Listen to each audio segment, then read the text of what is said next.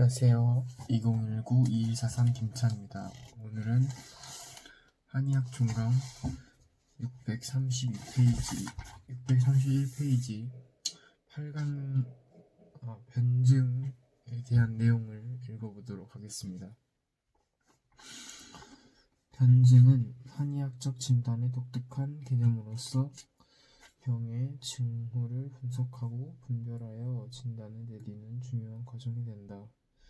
변은 분석하고 분별한다는 뜻이고, 증은 증거 또는 징후의 의미로서 단순한 증상의 집합이 아니라 병이 사정, 성세 등의 정보를 내포하고 있는 정형화된 증상군을 말한다. 그러므로 변증은 사진의 자료를 바탕으로 하여 음양오행과 장부, 기혈, 진액 등의 이론을 통해 종합 분석함으로써 발병의 원인, 병변의 부위, 병호의 성질, 정기와 사기의 성세 상태 등을 파악하고 병변과의 관계를 밝혀 효과적인 치료를 하기 위해 행해지는 한의학적 진단의 최종 목표인 것이다. 한의학에서의 병변 방법은 다양하지만 임상적으로 주로 활용하는 것으로서 8강 변증, 장부 변증, 기혈 진액 변증, 육경 변증, 위기 영혈 변증, 삼초 변증 등이 있으며 이들 변증 방법은 각각 특성이 있고 진단에서도 다루는 요점은 다르지만 상호 연관성을 가진다. 그러나 여기에서는 기본 변증으로서 필수적인 8강 변증만을 다루도록 하겠다.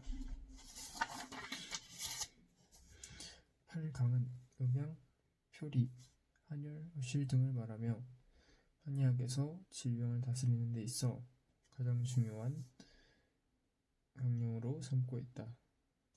8강 변증은 사진을 통하여 파악된 자료를 종합, 분석하고 조합하여 서로 영양 등을 비교하며 결정짓는 변증 방법으로서 발병의 원인을 찾는 데 매우 중요하다.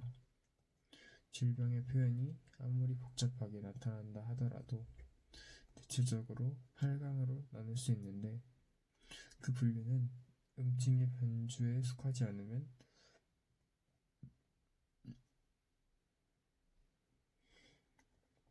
바로 양증에 속하고 병의의 침전이 표에 있지 않으면 리에 있으며 질병의 성질이 한증 아니면 열증이고 사정의 성세가 정허 아니면 바로 사실인 것이다. 그러므로 8강은 8가지를 4쌍의 강령, 성의, 증으로 나누지만 그 중에서도 음양의 양강은 8강 중에 대강으로서 나머지 유음을 통솔하는데, 즉 표증, 열증, 실증은 양에 속하고 리증, 한증, 허증은 음에 속한다. 2가지 이상의 증후가 동시에 나타나는 경우 이를 상섭이라 하는데 질병의 변화는 복잡하므로 8강 변증도 겸해서 쓴다. 다시 말하면 표증과 리증은 한증, 열증, 허증, 실증과 같이 나타나고 표증과 열증도 표증, 리증, 허증, 실증과 같이 나타나기도 하며 허증과 실증 또한 한증, 열증, 표증, 리증과 같이 나타나기도 한다. 그런가 하면 일정한 조건 하에서 징후일병 간에 서로 전화되기도 한다. 전화는 8강 중에 어떤 1강의 징후가 일방으로 대립적으로 바뀌는 것을 말한다. 외감열병 초기에 표증으로 악한 발열, 두통 등이 있는데 병사가 위급하거나 허약 또는 부적절한 치료, 체질적 요인 등에 의해 병사가 리로 전변하여 때로 이증이 있을 수 있는데 이것이 표에서 리로 들어간 전화의 한 열이다. 그러므로 병기에 전변을 잘 관찰하여 적절한 쪽으로 전화되도록 인도해야 한다.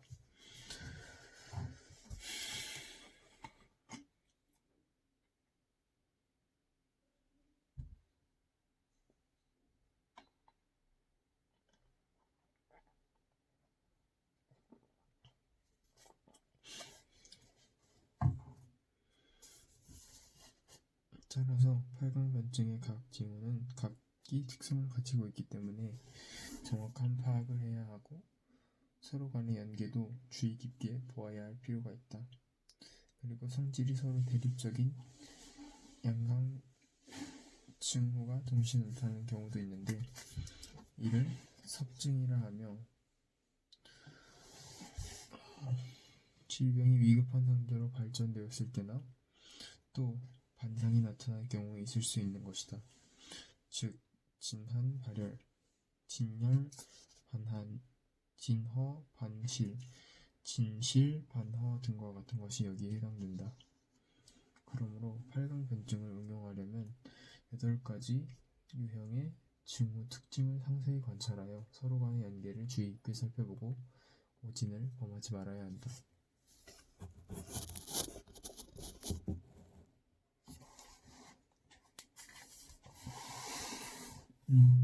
음양변증. 음과 양은 질병의 유형을 가리키는 것으로 8강 중의 으뜸이며 또한 8강변증의 대강이요 한상의 유형이다.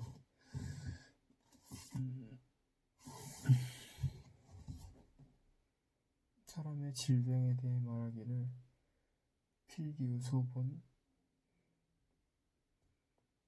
혹본 우음, 혹본 우양, 병변, 수다, 기본, 직일.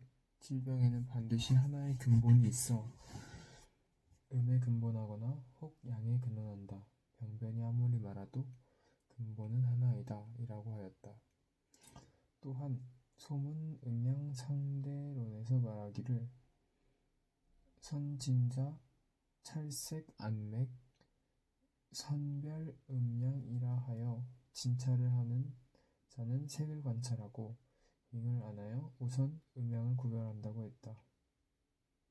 또 장계빈이 1권 음양편에서 진맥 시치 진맥하여 시치하면은 먼저 음양을 차려야 하는 것이 의도의 강령이니 음양의 구별이 잘못이 없다면 어찌 치료에 차질이 있으리요. 비록 의도가 번잡하자고 하나 한마디로 말하면 음양뿐이다 라고 했듯이 한의학에서는 진단에 있어 음양의 중요성을 매우 강조하고 있다. 질병이 진행할 때는 반드시 사정이 서로 다투게 되고 그 결과 음양의 편성과 편쇠가 나타날 수 있으며 질병이 위급한 단계까지 진행되면 망음과 망양이 위험한 상태가 될 수 있으므로 번잡을 피하고 요증을 간결하게 정리하여 임상에서 응용할 수 있다.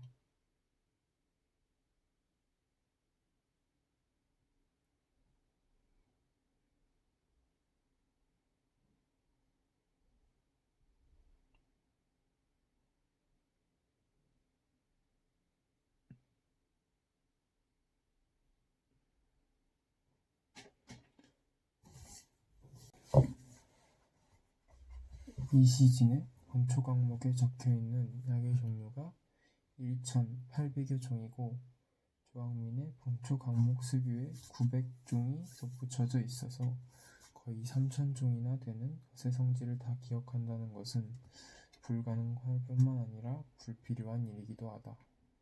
또 주치약이라는 것을 보면 한 가지 병에도 100여 종이 넘는 약이 있어서 그 가운데 어느 것을 쓸 것인가를 선택해서 병의 증세와 체질에 맞추어 쓴다는 것은 보통 어려운 일이 아니다. 따라서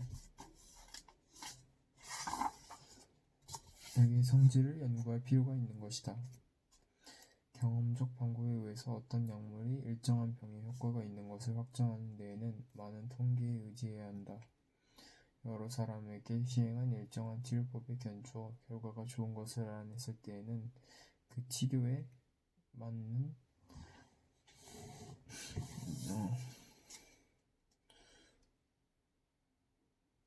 대체 효과가 있는 것을 인정할 수 있다. 그러나 서양의학은 이 경험적 방법에 의해서 약물을 선택하는 데 부적당한 점이 많다. 이 방법을 쓰려면 관찰자가 질병의 경과와 결과를 알고 그 다음에 어떤 증세를 보일 것인지 추정해야 한다. 그러나 이 추정은 흔히 편견에 바탕을 두는 일이 많아서 정확하지 않을 뿐더러 그 약물이 어떤 작용을 해서 질병 경과에 영향을 미치는지 알기 어렵기 때문에 현대 과학도가 학술적으로 약학을 연구하는데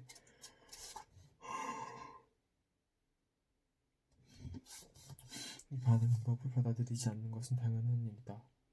또 약물은 한약과 달라서 확실한 학술적 근거가 없으면 쓸 수 없으며 만일에 잘못된 약을 쓰면 그 결과가 크게 건강을 악화시킬 염려가 있기 때문에 인도적으로나 의학 양심에 따라서나 피하지 않을 수 없다. 실험적 방법은 특히 사람과 가까운 동물을 선택해서 어떤 약물이 건강과 병적 상태에 있는 동물에 어떤 작용을 하는가를 세밀하게 관찰한다. 그 결과 이 약물은 어떠한 질병에 어떤 치료를 하고 어떠한 증세를 어떻게 경감시킨다는 것을 추정하고 그 추정한 질병이나 증세를 실험 동물에게 일어나게 한다. 실험으로 미루어 그 약물이 과연 효과가 있는지 그렇지 않은지를 관찰하거나 실험 동물에게 일정한 질병을 발생하게 한 뒤에 그에 대해 약물의 효력이 있는지 없는지를 검사한다. 그러니 효과가 있다는 것이 확실해지면 그것을 병자에게 응용해서 많은 임상적 경험을 쌓아서 통계를 작성하고 그 결과에 따라 약물의 효력을 결정하는 것이니 이것을 약물을 고르는 합리적인 방법이라고 하겠다. 위에서 말한 것은 서양의 양리학적 견지에서 고찰한 것인데 이 이론이 동양에 본초하게 맞는지 안 맞는지는 앞으로 밝히 살펴볼 필요가 있다. 넓은 의미에서 병을 치료하는 물질은 모두 약이라고 할 수 있겠지만 엄밀한 의미에서 말할 때에는 그 대부분이 약물이라기보다는 차라리 음식물이라는 것이 타당하다. 한약은 크게 두 가지로 볼 수 있다. 하나는 식물적인 부분이고 하나는 약물적인 부분이다. 이 식물적인 부분을 진정한 한약으로 볼 수 있으니 현명한 한의사는 약물적 한약을 안 쓰는 것을 원칙으로 삼고 있다. 그러나 약이라고 하는 사람이 많다. 약석이 무효라는 말은 어떤 약도 효과가 없다는 것이다. 이때 약석은 식물성 한약을 포함할 때의 명칭이다. 석은 광물성 무기물, 곧 무기물을 대표하는 것이고 이는 동물성, 곧 유기물을 의미한다. 진정한 한약은 유기물이어야 한다. 우선 본초라는 명칭이 그것을 가리키고 있다. 원래 식물에 의해서 병을 치료하는 것이 가장 자연스러운 것이니 직접 맛을 보아서 음식물이 이롭고 해로운 것을 선택하며 좋아하는 음식물을 고름으로써 자기의 생리조정에 필요한 음식물을 섭취하는 것이 동물계의 공통된 현상이다. 외과적 대수술과 극약 독약에 의해서 병을 치료하지 않을 수 없을 수도 있겠지만 그때는 개체의 생명이 그만큼 위협을 받게 된다.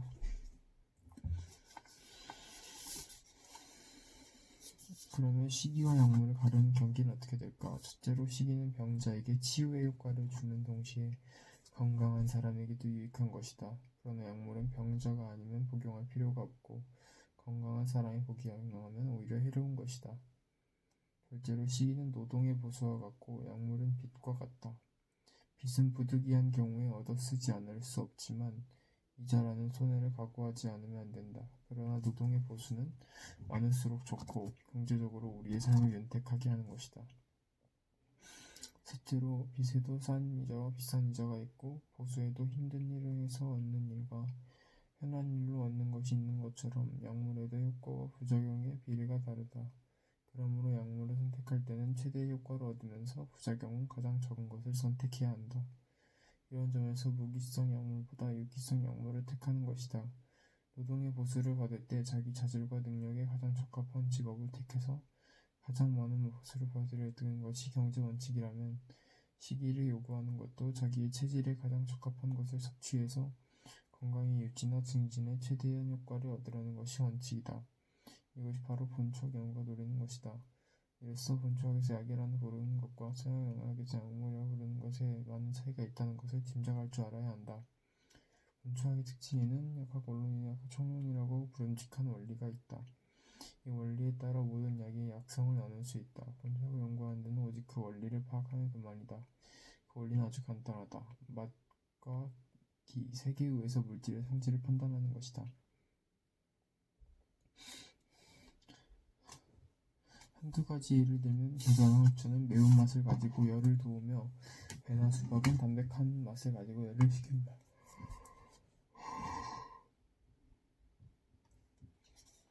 때를 많이 먹으면 몸이 화끈거리고 땀이 바짝 난다. 이는 고추, 우추, 생강, 계피, 마늘도 마찬가지다. 그러므로 겨자, 고추, 우추, 생강, 계피는 모두 기가 덥다. 겨자는 맛이 맵다. 이 역시 고추, 우추, 생강, 계피, 마늘도 마찬가지다. 공통된 맛은 매운맛이다. 여기도 겨자도 냄새가 있고 고추, 우추, 생강, 계피, 마늘도 마찬가지로 냄새가 있다. 이 6가지 음식물은 공통으로 열을 돋고 매운맛을 가지고 있고 냄새가 있고 발산성을 가지고 소화력과 식욕을 돋구는 성질을 가지고 있다. 이들 중에서도 매운맛은 체온을 증진하고 냄새는 몸 안의 기체를 해설한다. 이러한 원리를 발견한 뒤에 그 원리를 실제에 적용해서 정확성을 살피는 동시에 약이 효과가 있는지 없는지를 결정한다. 약물을 선택하는 합리적 지식과 정밀한 임상적 실험이 필요하며 특히 경험적 방법에는 많은 통계가 필요하다. 한약은 어린애라도 알 수 있는 쉬운 원리에 의해서 인간이 이 지상에 나타난 이후로 다같이 경험한 것을 종합한 것이다. 그러므로 실질적 효과는 의심할 여지가 없다. 가령 매운맛을 가진 식물이 열을 돋는다는 것이 밝혀진 뒤에는 매운맛을 가진 것 중에서 어느 것이든 먹어서 부족한 체온을 돋굴 수 있는 것이다.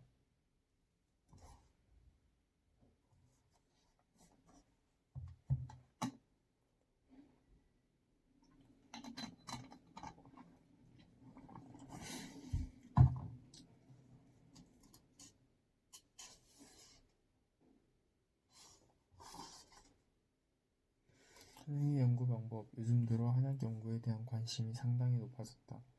그중 한약의 권위를 위해서라기보다는 인류의 건강과 생명을 위해서 그게 다양한 일이다. 그러나 연구 방법에 대해서는 한 번쯤 깊이 생각해 보아야 한다. 연구 방법을 2가지로 나눌 수 있으니 하나는 분석과학적, 또 하나는 종합과학적 관찰 방법이다. 전자는 서양식이요, 후자는 동양식이다. 이 방법은 현대의학도의 한약 연구 방법이니 한약 중에서 어떤 유효한 성분을 추출해서 실험적 방법에 의해서 약물적 효과를 규명하려는 방법이다.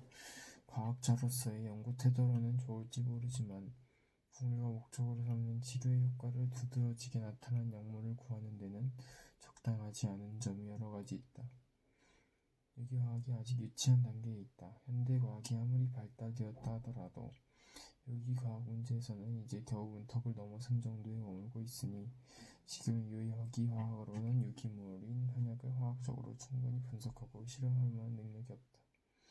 분석이 현대과학의 특징이며 장점이지만 한편으로는 그것이 단점이 되는 때가 있다. 예를 들면 다음과 같다. 실제로 금강석도 탄소로 되어 있고 흑연도 탄소로 되어 있다. 석탄이나 옥탄도 모두 그 성분이 탄소라고 한다.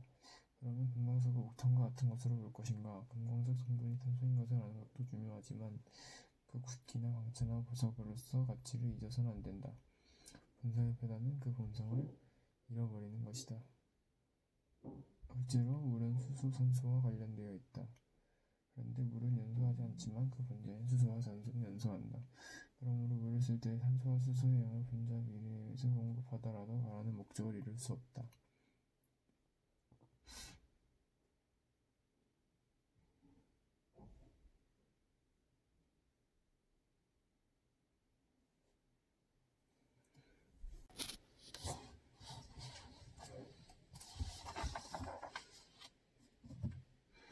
양증은 병이 일반적으로 표활이에 있고 이체의 열증과 전기가 손상되지 않은 실증은 양증의 범주에 속한다.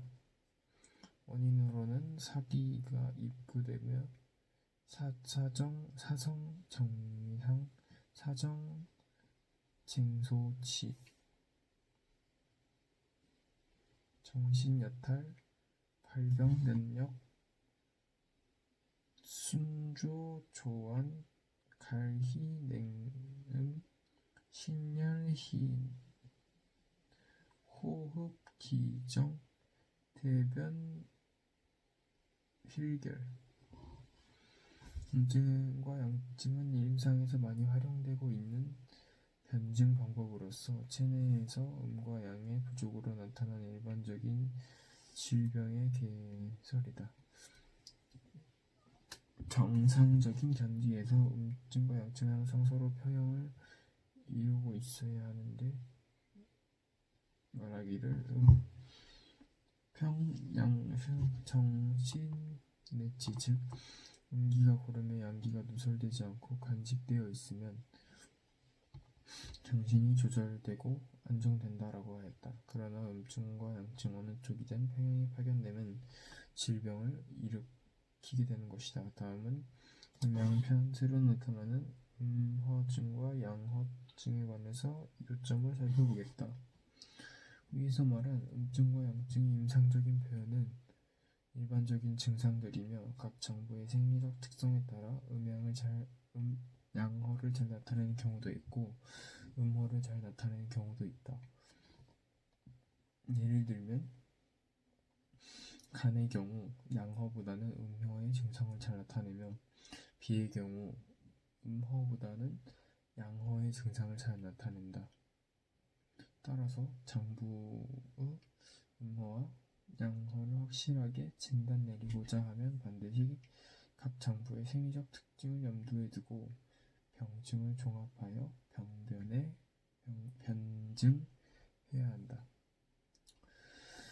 망음과 망양은 대부분 고열, 대갈, 출혈과 토사가 과다하여 양기나 음액이 급속히 망실된 상태에서 나타나는 위중한 경우이다.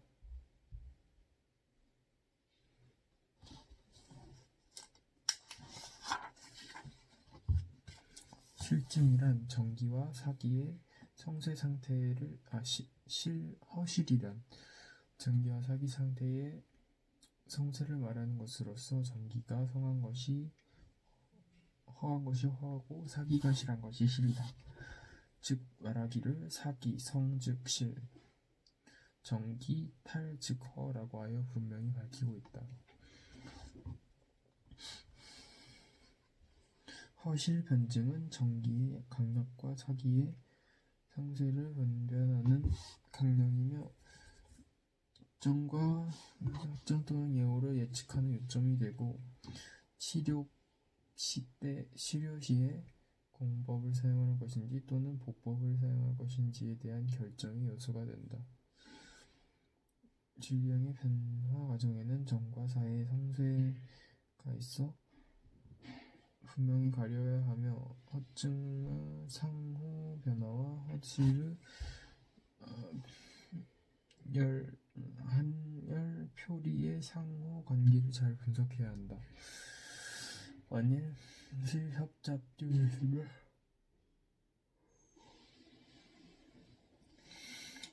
허실 중 어떤 쪽이 많고 적은가를 가려야 하고 그 질병의 진행 정도에 따라서 허실 진반증이 나타날 수도 있으므로 잘 관찰하여야 한다. 이것은 정기 부족의 질병이다. 허증의 범위는 매우 넓어서 음양, 표리, 한열과 기혈을 함께 고려해야 하는데 음허와 양허, 표허와 리허, 허한과 허열, 기허와 혈허 등을 확실하게 분별해야 한다. 실증이란 사기 과성의 징후이다. 실증의 범위도 허증과 마찬가지로 매우 넓고 실증을 야기하는 사기의 성질과 침입한 부위가 같지 않기 때문에 실증은 여러 가지로 분류하는데 실열과 실한, 표실과 리실 등이 있을 수 있으며 특히 염식, 어혈 등 어혈 등 병리적 산물에 의한 실증은 본허, 실이라 하여 일반적인 실증과는 구별되므로 확실하게 변별해야 한다. 그 중에서도 실열증과 실한증을 살펴보면 다음과 같다. 또한 임상에서는 실허증의 특징에 따라서 표한실증과 표리한실증을 확실하게 분별해 주어야 한다. 보편적으로 건강한 사람의 초병은 실에 속하고 허약한 사람의 또는 구병자는 허증이 나타난다. 또한 병의 진행이 빠르고 오형에 높고 거칠며 병거 즉 안하면 실증이고 병의 진행이 느리고 오성이 낮고 힘이 없으며 통거 희한한 것은 허증에 속한다. 허증과 실증은 일정한 조건 하에서 전환하는데 정사의 성세와 치료의 여건에 따라 결정된다. 임상에서 허실 전환은 실증이 허증으로 전환하는 것이 일반적이고 허증이 실증으로 전환하는 경우도 드물지 않다. 허증이 실증에서 전환할 때는 주로 허증을 치유하지 못했거나 잘못 치료했을 때 또는 대갈, 대토, 대사 후 진액이 대량 소모되어 나타나는데 예를 들어 고열, 이갈, 순조하며 잉이 공대한 실열증이 나타났을 때 치료 시기를 놓쳤거나 부적절한 치료로 인해 치유되지 않고 오히려 면색, 은색, 백, 정신, 영, 식욕, 부치욕, 저하, 무력 등의 허증이 나타나는 경우이다. 허증이 실증으로 전환되는 것은 주로 전기 부족으로 양기가 포화되지 못해 실사를 얻게 되는 것인데 예를 들면 비, 간, 신, 삼장의 기능이 약하면 수습, 운화작용 혹은 기화작용으로 실상으로 인해서 담음이 발생하고 이 담음은 다시 사기가 되어 실증을 야기하게 된다. 이러한 종류에는 담음, 수습이 포함되며 이것을 임상에서는 간혹 허중협실증 또는 본허 표실의 허실협잡증이라고 한다.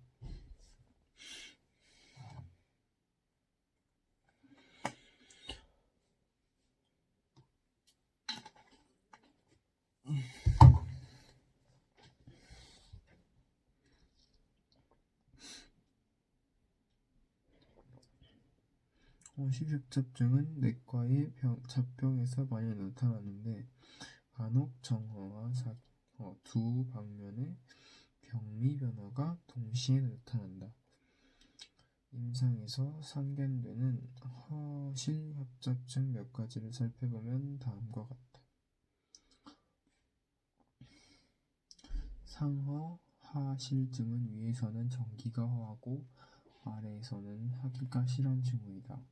즉 환자가 원래 심상 등의 상허 증상이 있고 또 복통과 역백 증상이 있어 하실증이 나타나는 경우이다. 즉 복수로 인해 복위가 양하고 정맥류 현상과 대소변 분리 등의 기혈이 올결된 실증이 나타나고 신체 식욕 부진과 함께 원기 부족으로 하며 빙은 속한 비기허약증이 함께 나타난다.